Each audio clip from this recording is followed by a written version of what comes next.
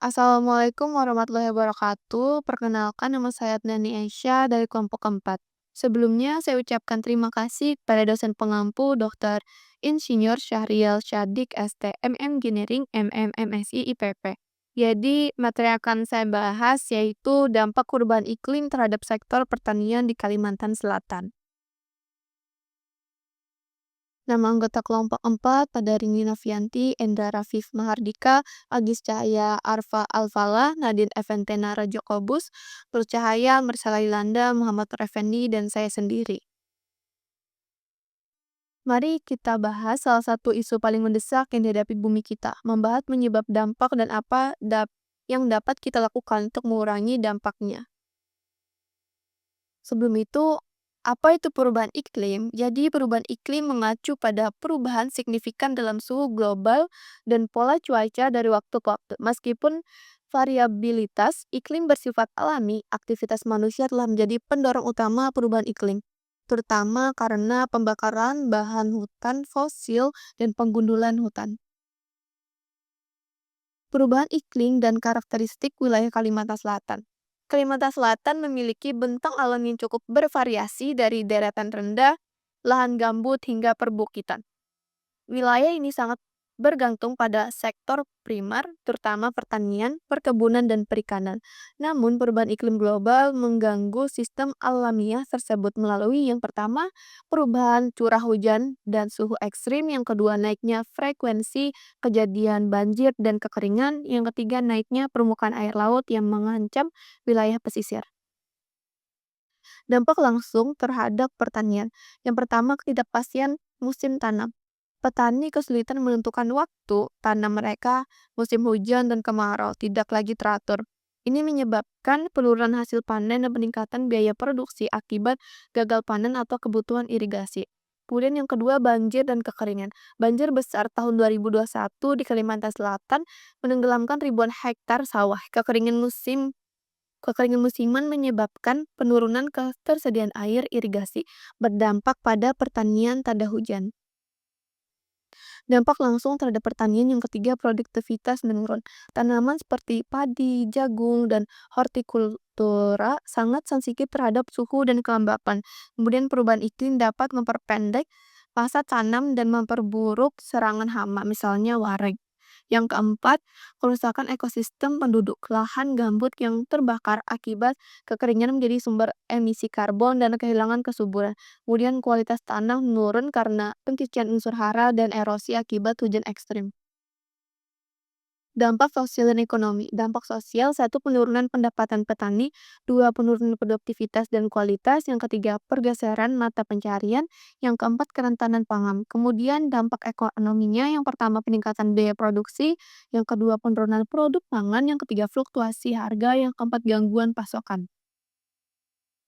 Kemudian adaptasi dan solusi bagi petani. Yang pertama, penyesuaian teknik budidaya, meliputi peninggian bedengan tanaman, penggunaan varietas tanah, cakaman iklim, pengaturan jarak lingkungan, pemupukan tepat dosis, dan pemanfaatan agensia hayati untuk pengendalian hama. Kemudian pelatihan adaptasi dan mitigasi. Pelatihan dari Bala Besar, pelatihan pertanian Minuang yang mengajarkan pengelolaan pertanian yang adaptif. Kemudian sistem tanam lokal adaptif. Petani menggunakan sistem surjan, sistem pertanian di lahan rawa yang memadukan antara sistem sawah dengan sistem tegalan. Di lahan rawa yang tanah terhadap banjir dan kekeringan. Kemudian pelindungan ekosistem, lindungi biodiversitas sekaligus meningkatkan ketahanan ekosistem. Diversifikasi tanaman dan mata pencaharian. Petani mulai menanam berbagai jenis tanaman, tanah cuaca ekstrim, dan mengolah produk turunan untuk menambah wilayah dan sumber penghasilan. Kemudian promosi investasi hijau dan inklusif. Pelindungan finansial bagi petani terdampak cuaca ekstrim serta program inklusif dan edukasi bagi petani dan kelompok rentan tentang praktik pertanian berkelanjutan. Pentingnya aksi adaptasi dan mitigasi. Penting bagi pemerintah, masyarakat, dan petani di Kalimantan Selatan untuk mengambil tindakan adaptasi dan mitigasi perubahan iklim. Adaptasi melibatkan upaya yang menyesuaikan diri dengan dampak perubahan iklim, sementara mitigasi melibatkan upaya untuk mengurangi emisi gas rumah kaca yang menyebabkan perubahan iklim. Contoh perubahan iklim terhadap usaha pertanian. Di desa Sungai Ranggas, Tengah Kabupaten Banjar, perubahan iklim telah dirasakan oleh masyarakat petani desa Sungai Ranggas, Tengah Kabupaten Banjar. Perubahan iklim berdampak terhadap usaha pertanian sehingga menurunkan produksi padi dan pendapatan petani. Namun, kurang memengaruhi inovasi usaha dari petani itu sendiri.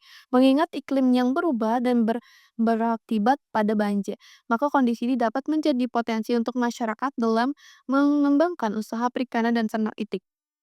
Pengembangan usaha ini tentunya memerlukan dukungan berbagai pihak seperti pemerintah, dinas terkait, lembaga swadaya masyarakat LSM, pihak akademisi, dan lembaga keuangan. Bantuan ini sangat diharapkan mengingat keterbatasan keterampilan dan modal petani di desa Sungai Ranggas Tengah. Alternatif pilihan masyarakat petani guna mengatasi permasalahan ini yaitu mengembangkan potensi sekitar peternakan 42,65%, pertanian non-padi 26,47%, lain-lain perdagang, kerajinan tangan, buruh, manualnya 20%, 59%, perikanan 17,65%.